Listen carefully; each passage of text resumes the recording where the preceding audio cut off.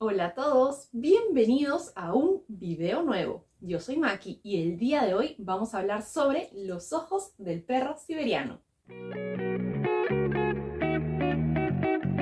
Los ojos del perro siberiano es una novela juvenil. Fue escrita por Antonio Santa Anna. ¿Quién es él? Es un escritor argentino. Nació en la ciudad de Buenos Aires en el año de 1963.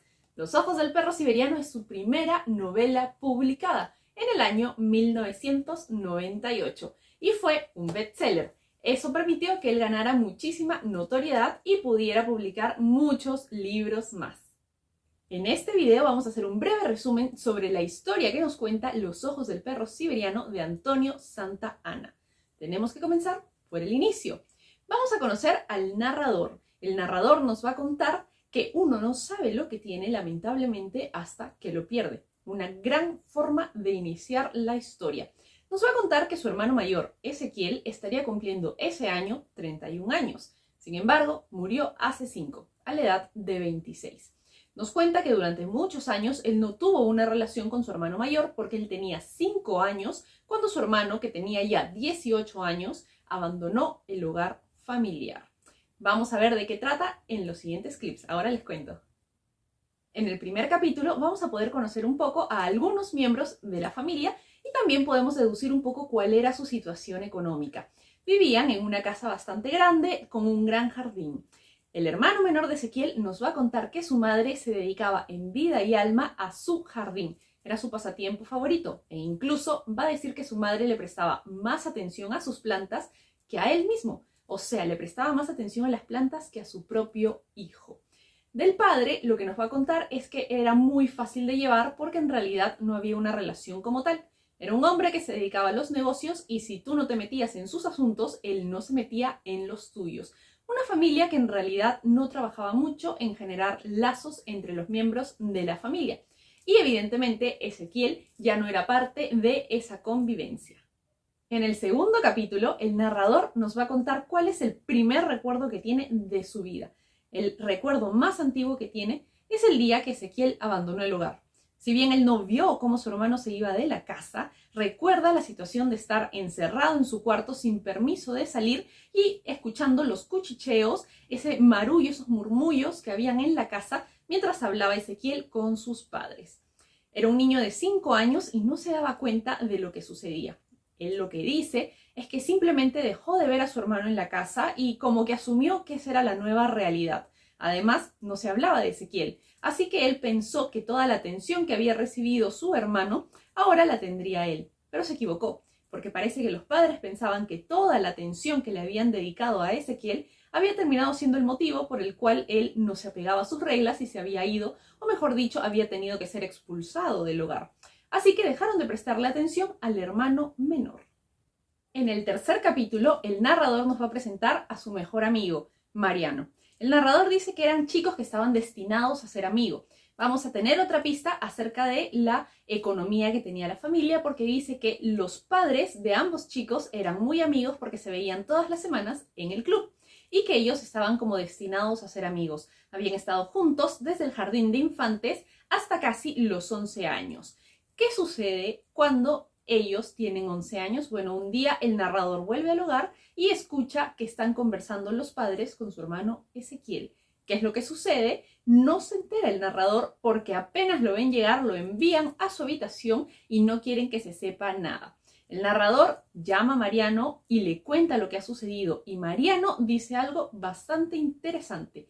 Dice que cree que el hermano se ha equivocado otra vez. En el cuarto capítulo nos vamos a enterar a través de Mariano por qué es que Ezequiel había sido obligado a abandonar el hogar.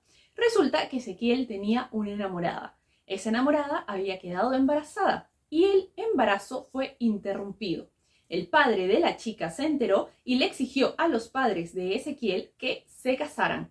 Ezequiel no aceptó, rechazó ese matrimonio acordado y finalmente, tras una discusión, abandonó la casa familiar. El quinto capítulo comienza el día en donde el narrador ve que su hermano Ezequiel está conversando con sus padres y el narrador es enviado a su habitación. Esa noche no lo llaman para cenar y al día siguiente nadie conversa sobre lo que había sucedido. El narrador cuenta que si antes no se mencionaba a Ezequiel casi nada, pues ahora muchísimo menos. El narrador se da cuenta de que la madre está triste, que ha descuidado el jardín, el padre está pensativo, se queja por qué a mí me ha sucedido esto y decide que, harto de no tener respuestas, va a ir a buscar a su hermano. Va a tomar un autobús y va a llegar hasta Palermo. ¿Para qué? Para buscar a su hermano. En el 6º capítulo, el narrador va a lograr encontrar la casa de su hermano Ezequiel. Va a tocar el timbre y lo primero que va a suceder cuando Ezequiel abre la puerta es que un gran perro siberiano va a saltar encima del narrador.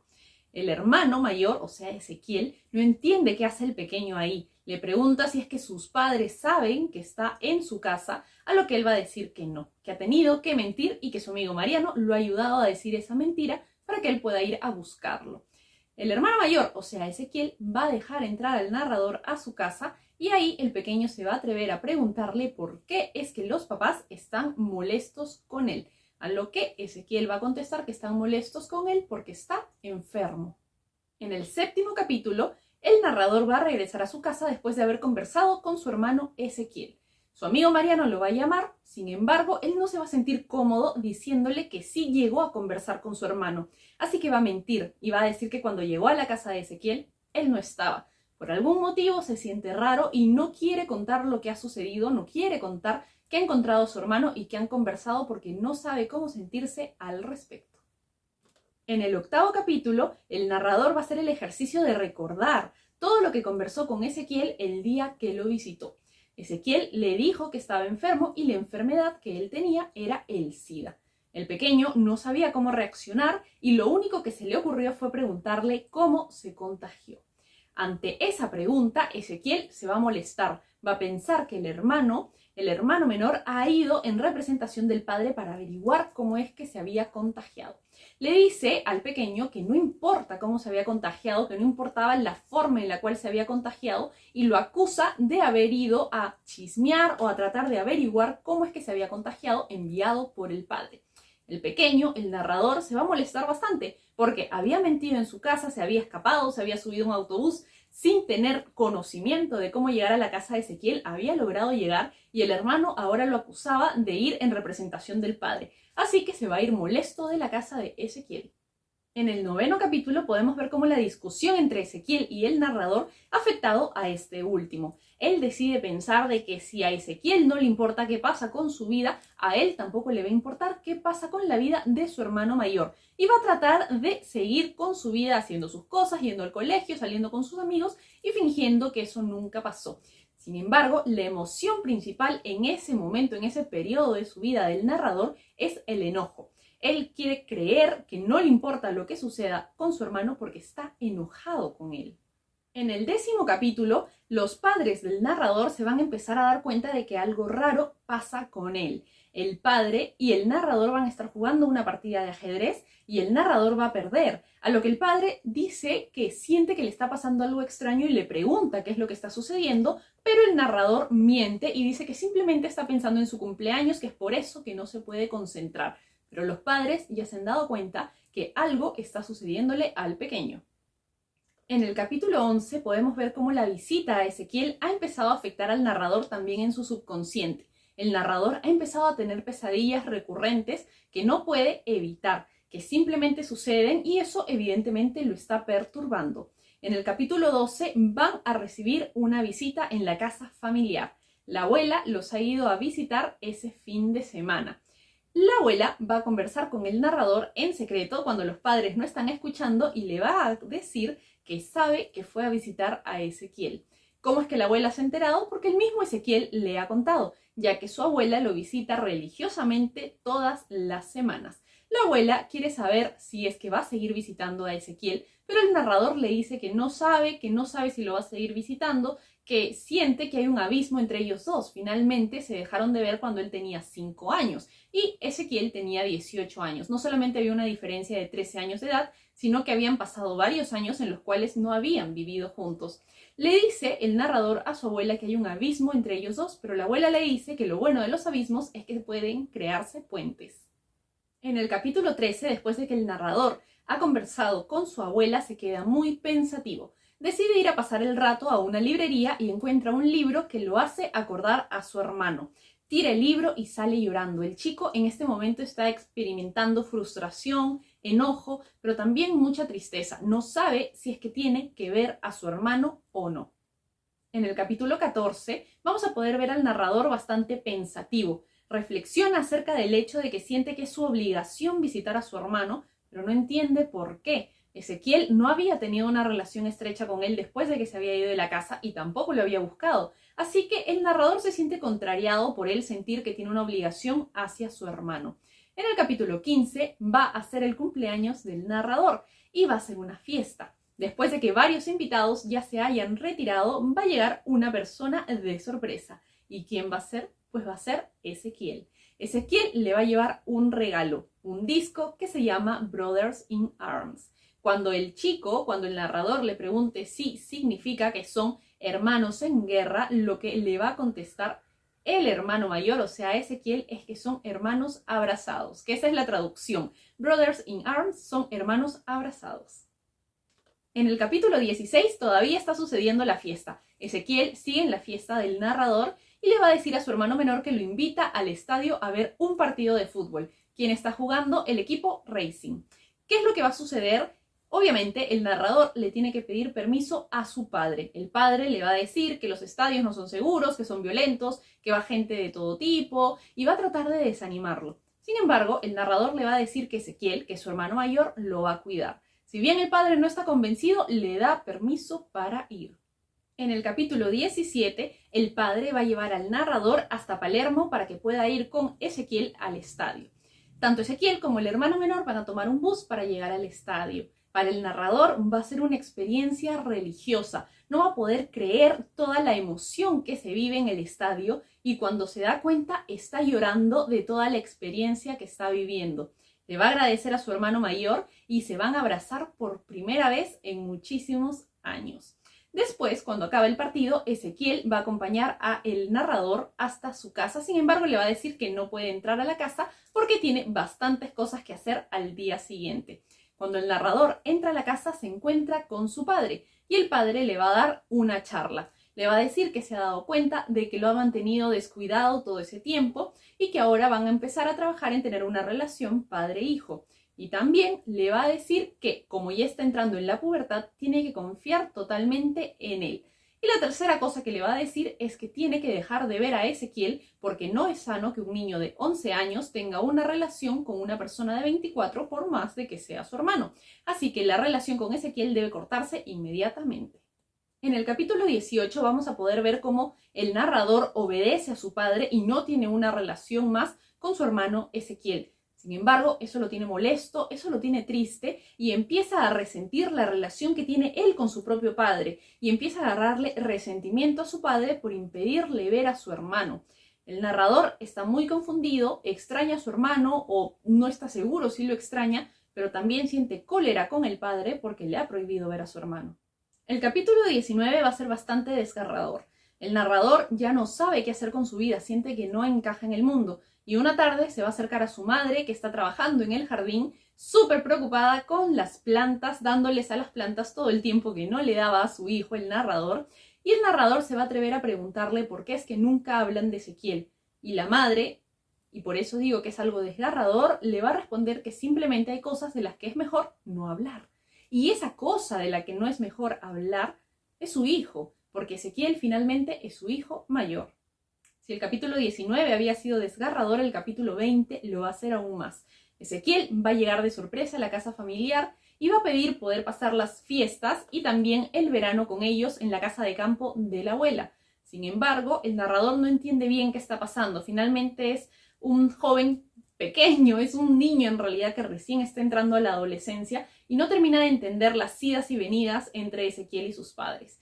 Ezequiel le va a decir al narrador que finalmente él sí quiere a sus padres, por más de que no los vea muy seguido, porque son sus padres y son su familia. Sin embargo, al narrador no le quedan claras las intenciones de Ezequiel. Esa tarde va a llegar Mariano a visitar al narrador y el narrador va a sentir la confianza de contarle por qué es que su hermano ya no vive en la casa. Le va a confesar que su hermano tiene SIDA. ¿Y qué va a pasar con Mariano? Mariano le va a decir que supone que ya nunca más va a volver a ver a su hermano porque eso es contagioso. El narrador le dice que no, que él sí planea seguir teniendo una relación con Ezequiel, con su hermano, y Mariano jamás va a volver a visitar a su amigo. Lo que va a suceder en los siguientes capítulos es que Ezequiel sí va a llegar a pasar el verano con la familia y el narrador va a poder crear un vínculo con él. Se va a dar cuenta de que ese vínculo con su hermano es auténtico y va a trabajar para tener una relación con Ezequiel. Sin embargo, las cosas se van a complicar. La salud de Ezequiel se va a ver deteriorada después de que se enferme de neumonía. Le van a recetar un determinado tipo de medicamentos que consumen las personas que tienen SIDA. Se van a enterar en el trabajo de Ezequiel y lo van a despedir. Y el padre le va a dar la razón al empleador de Ezequiel que lo había despedido. Después, la salud de Ezequiel va a empezar a deteriorarse más continuamente. Y lo que va a suceder es que los padres le van a impedir al narrador visitar a Ezequiel cuando esté internado en el hospital. Todo eso va a generar unas idas y venidas entre el narrador y sus padres. Va a pasar bastante tiempo sin ver a su hermano y va a empezar a luchar por mantener la relación con su hermano cuando sus padres lo están alejando de él. Otra cosa que va a suceder es que Mariano no solamente no lo ha visitado más, sino que también en el colegio lo está evitando. El protagonista, el narrador, sabe que es porque Mariano sabe que su hermano está enfermo. Entonces va a empezar a agarrarle tirria, va a empezar a agarrarle un desagrado al colegio en el que está porque siente que ya no tiene amigos, a pesar de que Mariano nunca ha confesado la enfermedad de Ezequiel. ¿Qué es lo que va a suceder? Le va a pedir a sus padres que lo cambien de colegio y los padres van a aceptar y lo van a mandar a un instituto para que pueda prepararse y postular a un colegio que se llama el Nacional de Buenos Aires. El hermano Ezequiel va a empezar una rutina para poder visitar más seguido a su hermano y lo va a ir a buscar los lunes, miércoles y viernes al instituto. Pero ojo, no lo va a buscar en su casa porque los padres no quieren que tenga contacto con el hermano menor. Al final del libro lo que vamos a ver es que la salud de Ezequiel no tiene vuelta atrás. Está muy deteriorada y el narrador se da cuenta de que su hermano va a morir. Sin embargo, Ezequiel nunca termina de reconciliarse completamente con sus padres. Una vez que Ezequiel fallezca, los padres van a mentir acerca de la causa del fallecimiento. Incluso el narrador va a usar unas palabras muy duras hacia sus padres porque va a decir que no entiende por qué es que han tenido que mentir sobre la enfermedad que mató a Ezequiel, porque no dijeron que murió de SIDA, sino que dijeron que murió de otra cosa. Y el narrador va a preguntar si es que hay mayor dignidad en morir de otra enfermedad que morir de SIDA. Son palabras muy potentes que usa el narrador en su juventud, teniendo poco más de 11 años, acerca de la situación de su hermano. Ezequiel lamentablemente va a morir sin haberse reconciliado de sus padres, sufriendo bastante, siendo discriminado por esta enfermedad. ¿Y qué va a pasar con el hermano menor? El hermano menor va a terminar viviendo en una casa de fantasmas. Los padres jamás terminan de recuperarse de la pérdida de su hijo, sobre todo de la forma en la que se dio. Saben que se han equivocado, pero parece que no quieren admitirlo y finalmente nunca sanan la relación que tienen con el hijo menor. Al final del libro, el hijo menor tiene que decidir si abandona también el hogar familiar. Está a punto de irse a estudiar a Estados Unidos y no sabe si es que va a querer regresar a la casa que un día fue de su familia. El final del libro es los padres, debido a su discriminación, debido a su negligencia en la forma en la cual llevaron la relación con su hijo mayor y también con su hijo menor, están a punto de perder al otro hijo, porque si bien el narrador no va a fallecer, probablemente no lo vuelvan a ver nunca más. Los ojos del perro siberiano es un libro bastante triste, es un libro bastante reflexivo que nos invita a ser empáticos, a pensar cómo nos gustaría a nosotros ser tratados si estuviéramos enfermos. Nos enseña que no debemos discriminar y que siempre debemos tratar a todos por igual, que debemos saber que no todos peleamos las mismas batallas. ¿Por qué se llama Los ojos del perro siberiano? Ezequiel hace una reflexión al respecto y dice de que cuando las personas se enteraban que él tenía SIDA, automáticamente lo miraban diferente, que la única mirada que no había cambiado después de que él se enfermó fue la del perro siberiano, que siempre lo miró con los mismos ojos, de ahí el título Los ojos del perro siberiano. Es un libro que recomiendo bastante leer, sobre todo si son jóvenes, porque es un lindo ejercicio de reflexión y es una gran introducción al mundo de la lectura. Eso es todo por el video del día de hoy. Si desean que haga más resúmenes bastante detallados sobre algún libro, Por favor, cuéntenmelo en los comentarios. Ustedes saben que yo siempre los estoy leyendo. Eso es todo por el video del día de hoy, pero manténganse atentos al canal porque pronto vendré con un video nuevo. ¡Adiós!